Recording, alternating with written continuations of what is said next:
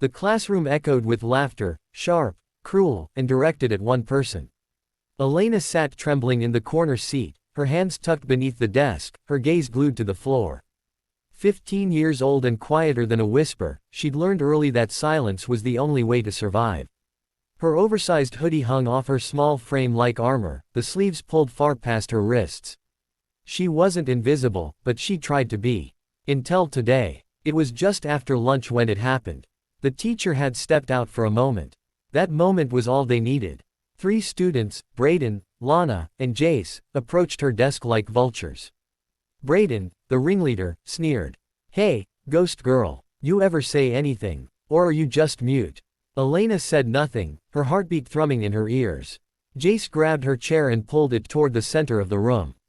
Elena gasped, trying to get up, but Lana was already behind her. Duct tape, taken from the supply cabinet, was pulled tight across her arms, pinning them to the chair. She struggled. "Stop it," she whispered, her voice barely audible. But they only laughed harder. The other students watched, some filming, some pretending not to see.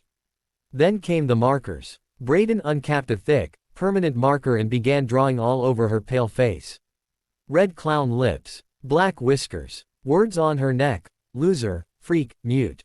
The others followed, sketching cruel cartoons down her arms, mocking her silence. Elena closed her eyes and tried to disappear. But inside, something shifted. A spark. A flicker of something fierce. A scream that had been building for years. The voices of every time she'd been mocked for her stutter. Every lunch eaten alone. Every teacher who'd said, "She's just shy." When the teacher returned and chaos erupted, Elena was still silent, but something in her eyes had changed. Her parents picked her up early that day. Her mom cried when she saw the ink-stained face, but Elena said only one thing. "I want to learn how to fight back." At first, they didn't understand. Elena didn't mean fists. She meant confidence. She meant power. She meant finding her voice. So her parents enrolled her in art therapy and public speaking classes.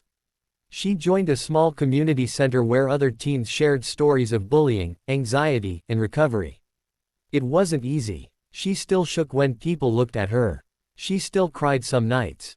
But she kept showing up. 6 months passed. Then came the day of the school's talent showcase.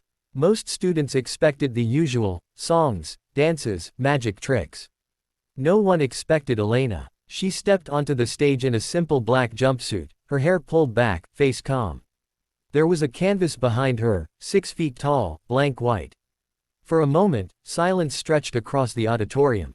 Then, with slow confidence, Elena lifted a brush and dipped it into crimson red. The painting began, broad strokes at first.